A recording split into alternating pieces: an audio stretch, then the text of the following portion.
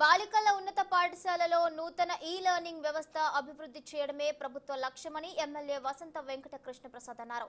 విద్యార్థులకు బైజూస్ కంటెంట్ తో కూడిన ట్యాబ్లను ఆయన పంపిణీ చేశారు. ఎన్టీఆర్ జిల్లా మైలవరం నియోజకవర్గంలోని కొండపల్లి జెడ్పీ బాలికల ఉన్నత పాఠశాలలో 8వ తరగతి విద్యార్థినులకు ఉచితంగా ట్యాబ్లు పంపిణీ చేశారు. ఈ సందర్భంగా ఎమ్మెల్యే కృష్ణ ప్రసాద్ మాట్లాడుతూ ముఖ్యమంత్రి వైఎస్ జగన్మోహన్ రెడ్డి జన్మదినాన్ని పురస్కరించుకుని రాష్ట్ర వ్యాప్తంగా విద్యార్థులకు ట్యాబ్స్ పంపిణీ చేయడం హర్షణీయమని అన్నారు. వీటిలో బైజూస్ కు చెందిన ఎడ్యుకేషనల్ మెటీరియల్ ఉచితంగా లభించనున్నట్లుగా ఆయన చెప్పారు. ఇక ప్రతిభకు ఏది అడ్డు కాదని కష్టపడ్డ ప్రతి ఒక్కరూ ఉన్నత స్థాయికి చేరుకోవడానికి అవకాశం ఉంటుందని అన్నారు.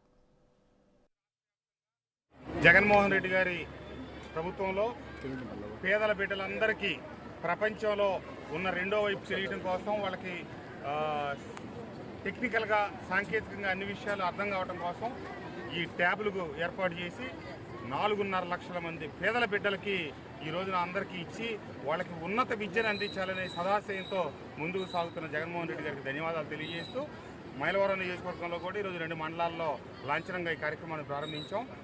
దీని ద్వారా బిడ్డల భవిష్యత్తు, బిడ్డలకి ప్రపంచంలో జరుగుతున్న చాలా విషయాలు తెలుసుకునే అవకాశం కలుగుతుందని, మంచి నాణ్యతతో కూడిన విద్యని అభ్యసించడానికి అవకాశం కలుగుతుందని చెప్పి అందరం అనుకుంటున్నాం. ఆ ఆకాంక్ష నెరవేరాలని చెప్పి కోరుకుంటాం. సార్, స్కూల్ పరీక్షించారు కదా సార్, ఇప్పుడు ఎలా ఉంది మీకు? నాడు కింద కొన్ని ఫండ్స్ రిలీజ్ అయినాయి, కానీ ఎక్కడ చూసినా అంటే ఇప్పుడు వాస్తవంగా కన్స్ట్రక్షన్ జరుగుతూ ఉందండి. 2 కోట్ల రూపాయలతో అదనపు తరగతి గదుల నిర్మాణానికి శాంక్షన్ అయ్యింది.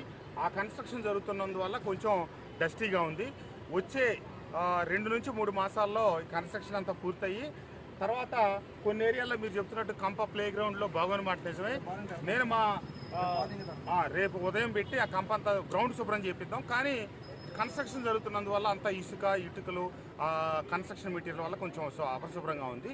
తొందరలో ఈ కన్స్ట్రక్షన్